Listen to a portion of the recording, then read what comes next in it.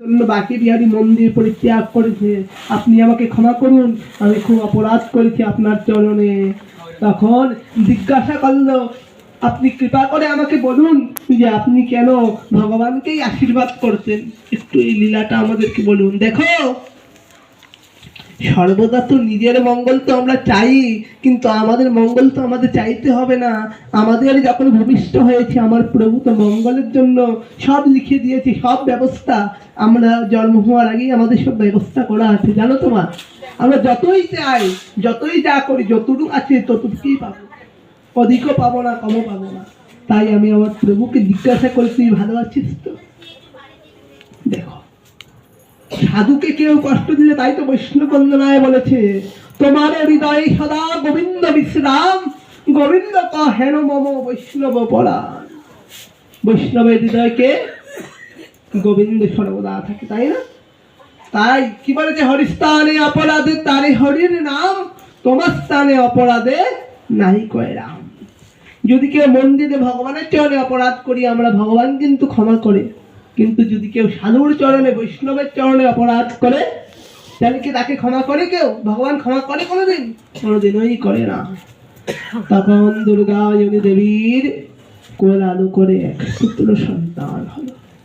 তখন দুর্গা দেবী এবং কৃষ্ণচন্দ্র চিন্তা করলো, আহা, আমি তো পুত্র সন্তান তো চাইলাম, প্রভুর কাছে দয়াময় তো পুত্র সন্তান দিল, কিন্তু তাকে খাওয়াবো কি? আমি যা দুঃখী, আমি যা দরিদ্র, আমি তাকে খাওয়াবো? তাকে তো দুধ দেওয়ার মতো সামর্থ্য আমার নেই। তখন দুর্গায়নী দেবী হেসে হেসে বলল, যে দিয়েছে, যে তাকে এনেছে সেই বুঝবে, তোমার আমার চিন্তা কিসে? হাসতে হাসতে বলতো, যে পুত্র সন্তান দেখে সে বুঝবে, তোমার আমার চিন্তা করে লাভ নেই তো। তখন যখন আমাদের 6 দিনে ষষ্ঠী হয় নামকরণ, সেই নামকরণের দিন কৃষ্ণচন্দ্র ভাবতে লাগলো, কৃষ্ণদাস ভাবতে লাগলো, কৃষ্ণচন্দ্র যে আমার পুত্র তো হয়েছে, কিন্তু তার নামটা কি দেই? তখন ভাবতে ভাবতে ভাবতে বললো, আহা, তুই তো দরিদ্রের ঘরে জন্মগ্রহণ করেছিস, ভালো তো, তবে তোর নামটাও তো দরিদ্রের সাথে মিলিয়ে রাখাই ভালো। তখন তার নাম রেখেছে কি? দুঃখী। তার নাম কি রেখেছে? দুঃখী। তখন সেই দুঃখী নাম রাখার পর সবাইকে বলছে, সবাই জিজ্ঞাসা করছে, কৃষ্ণচন্দ্র, তুমি তোমার সন্তানের নাম তো নারায়ণ, গোবিন্দ, গোপাল, গিরিধারী, কত নাম আছে, রাখতে পারতে, কিন্তু তুমি তার নাম দুঃখী কেন রাখি? তখন বলে উঠলো, আরে সারা জীবন তো তার দুঃখই করতে হবে, তাই তো তার নাম আমি দুঃখী রেখেছি। কারণ সে তো দুঃখীর ঘরে জন্মগ্রহণ করেছে, দরিদ্রদের গৃহে জন্মগ্রহণ করেছে, তাকে সুখী বললে হবে?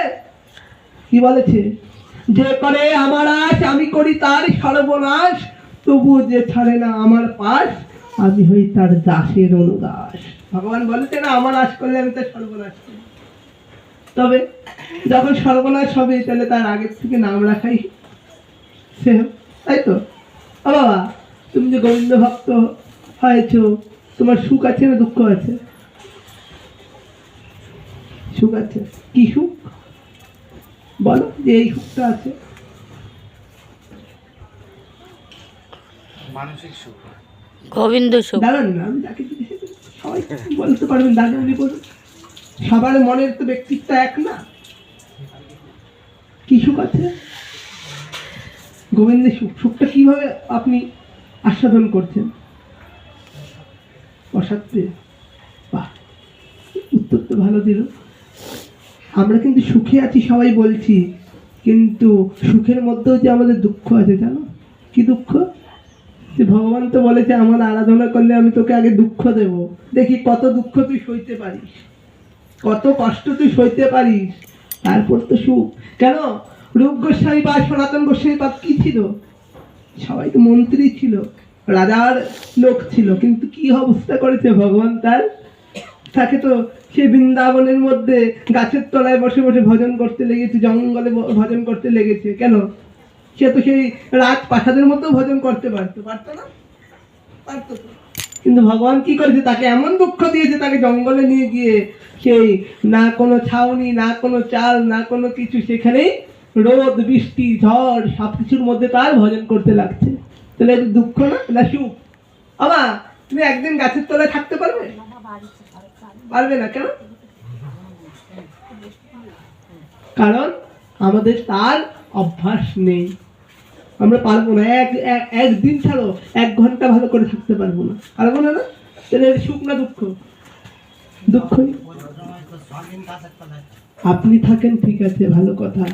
আমি থাকি ঠিক আছে, সবাই পারবে? কোনোদিনও পারবে না। আমরা বলি গাছের তলায় থাকি। আমি যদি তোমাকে নিত্য বলি, বাবা আমার এখানে তোমার নিমন্ত্রণ, নিত্য প্রসাদ পাবা, তোমাকে যদি নিত্য পোড়া রুটি খেতে দিই, খাবা তুমি? মুখে বলতে বড় সোজা, পড়াটা অত সোজা না। আমি নিত্য তোমাকে পোড়া রুটি দেবো, তুমি খাবে তো? 2 দিন খাবো, 3 দিন খাবো, তারপরে আর খেতে পারবো না। পারবো না? তখন দুর্গায়নী দেবী এবং কৃষ্ণচন্দ্রের একটি পুত্র হল। পুত্র দিনে দিনে বাড়তে লাগলো। যখন দুঃখীর বয়স হলো বছর 5, তখন কৃষ্ণচন্দ্র তাকে ডাকলো, শোন বাবা, বাবা দুঃখী তুই এদিকে আয়। বলার পর দুঃখী গেল পিতার কাছে। হ্যাঁ পিতা বলুন। দুঃখী, আমি জানিস তোর জন্ম কেন হয়েছে, তুই কেন এ ধরাধামে এসেছিস? কেন পিতা? তুই বিশেষ এক উদ্দেশ্যে ধরাধামে এসেছিস। কি উদ্দেশ্য পিতা? তখন বলল, দুঃখী বলল, কেন এখানেই বসো, উনি হরি কথা শুনছে। তখন দুঃখীকে বলল, কৃষ্ণচন্দ্র জানিস তোর এই ধরাধামে কেন আবির্ভাব হয়েছে? কেন পিতা? তুই আজ আমাকে একটি প্রতিশ্রুতি দিবি বাবা। কি পিতা? আমাদের যেমন এখন বাবা যদি ক বলে, ছেলেরা তো আজকাল কবুতর বলে উঠে, তাই না? কেউ পিতামাতার কথা শোনে না। কিন্তু আগে তো তেমন ছিল না। আগে পিতামাতা যা বলতো তাই ব্রহ্মবাক্য, তাই না? তখন কৃষ্ণচন্দ্র আমার কি করলেন? কৃষ্ণচন্দ্র তখন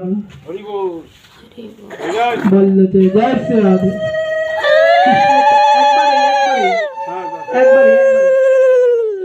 তখন কৃষ্ণচন্দ্র আমার বলল, ওরে দুঃখী শোন বাবা, তুই একটি কাজ করবি।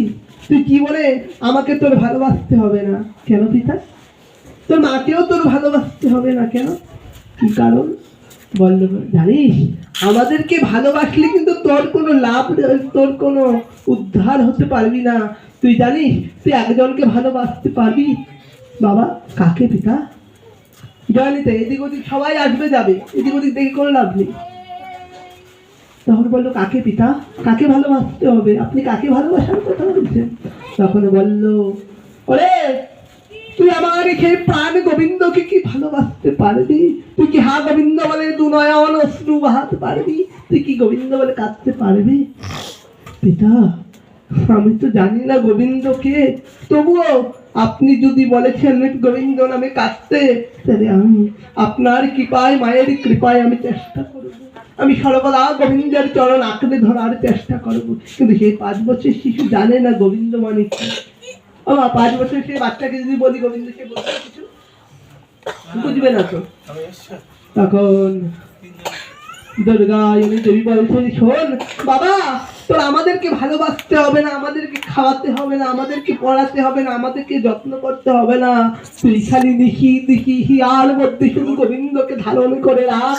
তুই নিদ্রায় আচ্ছন্ন হলেও যদি গোবিন্দ গোবিন্দ বলবি, তুই যখনই যেখানে যাস তুই হা গোবিন্দ বলে কাঁদ বাবা। তুই যদি হা গোবিন্দ বলে কাঁদিস, তাহলে তো তাতে আমরা সর্বশ্রেষ্ঠ শান্তি পাবো, সুখ পাবো। কি বলে কাঁদতে বলেছে? গোবিন্দ বলে কাঁদতে বলেছে, গৌর বলে কাঁদতে বলেছে, নিতাই বলে কাঁদতে বলেছে। আমরা কি নিতাই বলে কাঁদি? আমরা নিতাই বলে কাঁদি না, গৌর বলে কাঁদি না। আমরা কি করি? আমাদের কোনো এই প্রতিহত জীবে এই জড় জগতে যদি কেউ প্রাপ্তি হয়ে যায়, আমরা তার জন্য কাঁদি। কিন্তু আমরা একবারও হা গৌর বলে কাঁদি না, যেখানে কাঁদলে, যেখানে নয়ন জল দিলে আমাদের ভালো হবে, সেখানে আমরা কাঁদি না। কাঁদি কি? আমাদের নিজের কেউ পাত্রী হয়ে গেলে আমরা যাদেরকে নিজেরা ভাবি, কিন্তু এই জগতে কেউ কিন্তু আমার নিজের না। ভগবান গীতার মধ্যে কি বলছেন? সর্বধর্মং পরিত্যাজ্য মামেকং শরণং ভজ অহং পাপং নস্কৈব মৎস্যামি মা শুচি। সব ধর্ম পরিত্যাগ করে আমার শরণাপন্ন হও। তোমার অপরাধ পাপ ভুল যাই হয় সব আমি বহন করবো। তাই বলেছেন সর্বধর্মং পরিত্যাজ্য, সব ধর্ম পরিত্যাগ করে দাও, আমার শরণাপন্ন হও। তোমার অপরাধের বহন আমি করব। কেউ আছে, কেউ বলতে পারবে? আমা তোমার পিতামাতা বলতে পারবে যে তোমার অপরাধ বহন করবে? তোমার স্বামী বলতে পারবে তোমার অপরাধ বহন করবে? তোমার সন্তান বলতে পারবে তোমার অপরাধ বহন করবে? কে বলতে পেরেছে? শুধু এ ভগবান বলেছে। আর কি বলেছে গীতায়? আরেকটি শ্লোকে ভগবান বলেছে, যাতে করোসি তদস্নাসি